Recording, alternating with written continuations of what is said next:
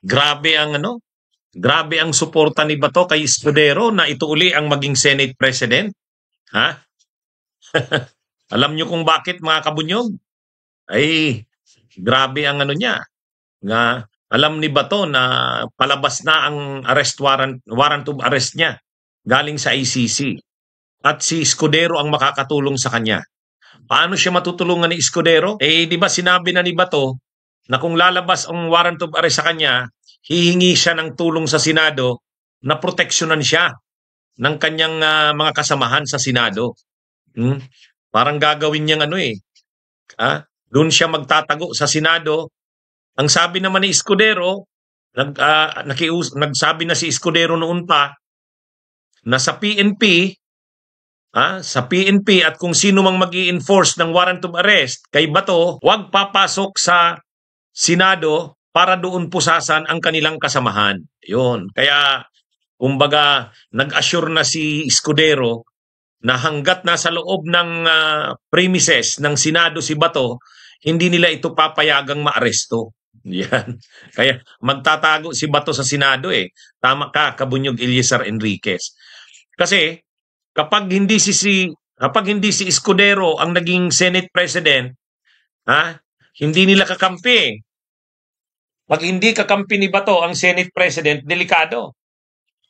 Alam ni Bato, baka isurrender siya sa PNP. At least si Escudero, narinig niya na nag-assure noon si Escudero kasi matagal na yung usapan na posibleng lumabas na ang warrant of arrest kay Bato. Ngayon, nag-assure na noon pa si Escudero na puproteksyonan nila si Bato. Kaya tuwang-tuwa naman si Bato. Tuwang-tuwa naman si Bato na inassure siya ni Escudero na hanggat ito ang Senate President, puproteksyonan siya. Sabi ni Escudero sa PNP, nakikiusap siya na kung lumabas ang warrant of arrest, huwag isi-serve sa loob ng Senado. Ayaw niya daw at hindi daw nila papayagan na ang kasamahan nilang senador ay mapusasan o pinupusasan habang nasa loob ng compound o opisina ng Senado.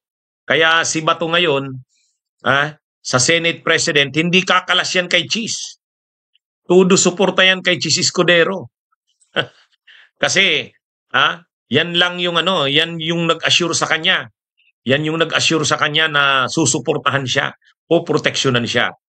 Kaya si Cheese Escudero malakas din ang loob eh. Kaya may pagkamayabang din si Cheese Escudero dahil alam niya na yung grupo ng mga senador na pro-Duterte, hindi siya pwedeng ilaglag.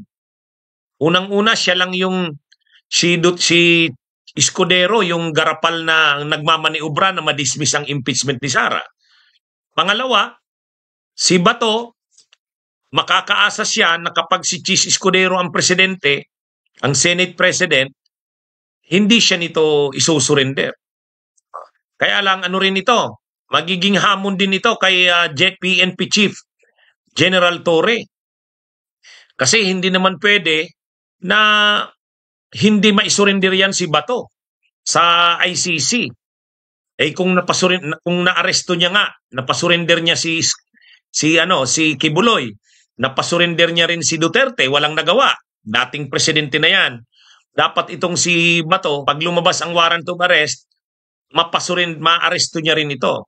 Yan ay malaking challenge na naman kay General Torre. Ngayon pa naman na PNP chief na siya. Kaya lang, yun na nga, nag-warning din si Escudero na hindi niya papapasukin sa loob ng Senado ang PNP. Kaya magkakaanuhan ito, magkakasubukan. Itong eleksyon sa Senate President, mag-i-eleksyon ng bagong liderato ng Senado, si Cheese Escudero gusto niya siya uli ang Senate President. Si Bato de la Rosa, tataya yan na talagang todo suporta siya kay Escudero. Kasi kung si Tito Soto ang maging Senate President, baka hindi siya maprotektahan. Malapit na bang lumabas ang warrant of arrest kay Bato? Malapit na yan mga kabunyog. Kasi magkakaroon na ng confirmation of charges hearing sa September 23. Tandaan po natin, September 23, confirmation of charges hearing na ni Duterte. Pag confirmation of charges hearing sa September 23, Ano na po yan? Dapat yung iba pang mga akusado, ano na yan? Dapat kasunod na yan. Ha? Sa tingin ko, yung pinakahuling investigasyon, di ba, sinabi ni Bato na mayroong mga pumasok na mga investigators ng ICC. Galit na galit nga si Bato dahil doon daw tumuloy sa Pasay City sa isang hotel doon. At galit si Bato dahil sabi ni Bato, ang mga pinatawag ay mga kasamahan niya dati sa PNP. Kaya sabi ni Bato, iimbestigahan niya daw yan. Ha? Iimbestigahan niya daw yung ginawa ng ICC na pumunta dito at ang gobyerno ng Pilipinas ay nag-cooperate. Yung mga dating officials ng PNP, officers ng PNP na kasamahan niya, ayon kay Bato, ay pinatawag doon sa isang hotel sa Pasay. Pilit daw na pinapapirma sa mga sinumpaang salaysay. Malamang yung mga affidavits na yon na inaayos na, mga testigo na inaayos, kung mga galing yun sa PNP, ibig sabihin, mga testigo yun laban kay Bato. Ha? Ano na yon? Yun na yung mga huli sigurong mga testigo na kinukuha ng ICC para talagang maging matibay ang kaso laban kay Bato. Ha? Kasi kailangan mayroong galing sa PNP na magsabi mismo na totoo nga na nung PNP chief si Bato de la Rosa ay ito yung nagbigay sa kanila ng utos ng mga pagpatay noong panahon ng drug war ni Duterte. Kaya yun ang sa tingin ko yun ang mga huling testigo, mga huling ebidensya na kinuha. Pero dahil nakuna na nga, kaya nga galit si Bato kasi nakumpirma niya na pinatawag doon sa Pasay, sa isang hotel doon, nagstay doon yung mga investigators ng ICC. Dahil nagawa na yan, malapit nang lumabas ang warrant of arrest para kay Bato de la Rosa. Malamang kasabay na diyan si Albayalde, sino ba yun? Si Kalyama, Karamat ba yun? Si Karamat o Kalamat? Nakalimutan ko na. Nung dinidiscuss ko lagi yan, presko pa sa akin ang mga apelyido niyan. Pero sigurado tayo si Albayalde sa kayon si Kulyamat ba yun o Karamat? Kaya ito mga kabunyog, kaya lang, kahit naman proteksyonan ni Chis Escudero si Bato bilang senador, hindi tatagal yan. Hindi tatagal yan. Kasi dapat bilang mga senador, marunong kayong kumilala ng rule of law. Pwede yang tumagal, kumbaga magkakaroon dyan ng stand off. Kasi babantayan ng mga PNP yan. Papuposisyonan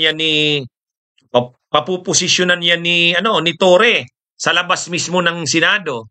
Pwedeng hindi papasukin ang loob ng Senado, pero aabangan yan sa labas.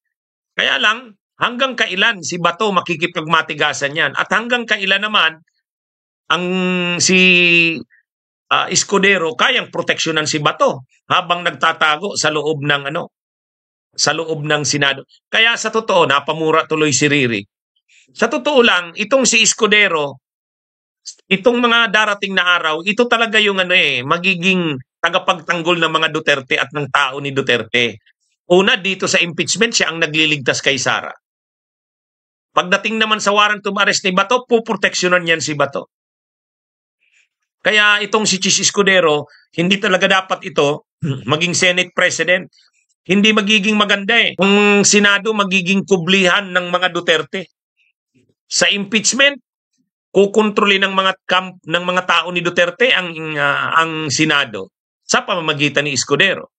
Paglabas naman ng warrant of arrest kay Bato, puproteksyonan naman ni Escudero. Pag lumabas din ang warrant of arrest kay Bongo, kasi may warrant of arrest din kay Bongong lalabas, involved din si Bongo sa ICC. Siya yung nagbibigay ng mga rewards. O kaya kung ma-resolve na ng mga kaso laban kay Bongo, yung tungkol sa plunder, posibleng lumabas din ang mga warrants of arrest doon, magtatago na naman yan si Bongo sa Senado. Kaya ang magiging ang magiging tagapagtanggol or protector itong si Escudero. Kaya dapat maisip ni PBBM na dapat ang Senate President sa mga panahong ito ay kakampi ng Malacanang. kakampi ng administrasyon. Kasi maraming mangyayari ngayong taon. Una nga yung impeachment. Pangalawa yung warrant of arrest kay Bato. Pwede pang lumabas ang warrant of arrest kay Bongo.